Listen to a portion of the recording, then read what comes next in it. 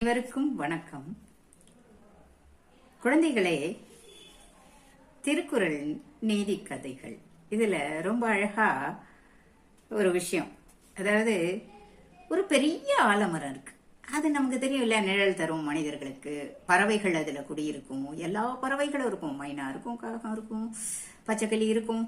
எல்லா பறவைகளும் அதுல இருந்தது. குட்டி, அதாவது முட்டைய அது தன் கூட்டுல வச்சிருக்கும் இல்லையா. இதுல எல்லாம் சந்தோஷமா வாழ்ந்திருந்தது.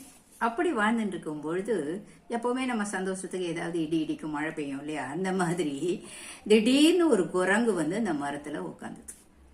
சில பேருக்கு என்ன பண்றதுன்னா, ஒரு திண்ணையில இடம் கொடுத்தோம்னா 2 நாள் இருந்துட்டு அதுக்கப்புறம் இந்த திண்ணை எனக்கு சொந்தம்பாங்க. அந்த மாதிரி அந்த குரங்கு என்ன பண்ணுச்சு, ஓடி வந்து அந்த மரத்துல உட்காந்துக்கிட்டு கிளையாட்டுது.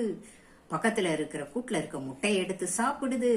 அப்போ உடனே இந்த பறவைகள்லாம் சொன்னது, இது பாரு, இது எங்க இடம், நீ வந்து இங்க அட்டூழியம் பண்ணாத, முதல்ல கிளம்பு அப்படின்னு. இது உங்க இடமா?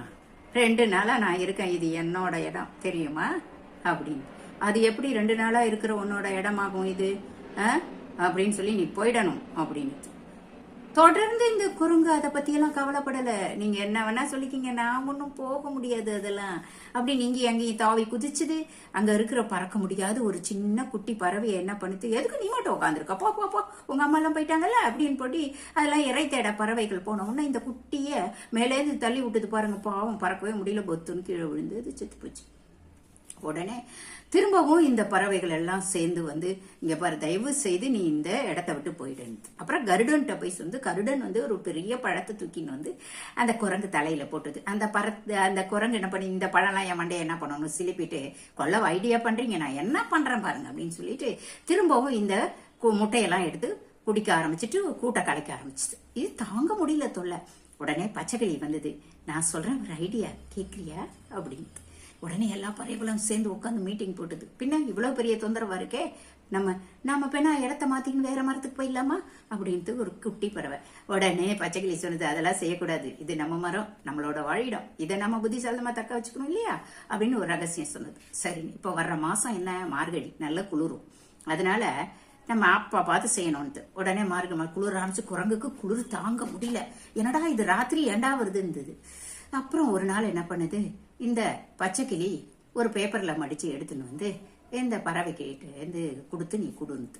இந்த பறவை போய் இது ஒர்க் அவுட் ஆகுமா அப்படின்ட்டு எல்லாம் கொடுத்தோடனே அதை வாங்கி பிரிச்சு பார்த்தா மஃப்ளர், இது ஸ்வெட்டர்லாம் இருந்தது.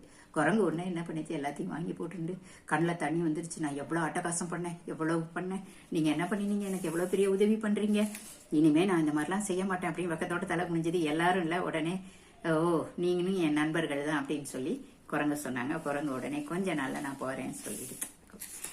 அப்ப இதுக்கு என்ன குரல் அப்படின்னா, திருக்குறள். எனைத்தானும் எஞ்ஞான்றும் யார் யாருக்கும் மனத்தானாம் மானா செய்யாமை தலை. என்ன குரல் வழி நடப்போம், இந்த பறவைகள் காட்டிய வழி நடப்போம். நன்றி.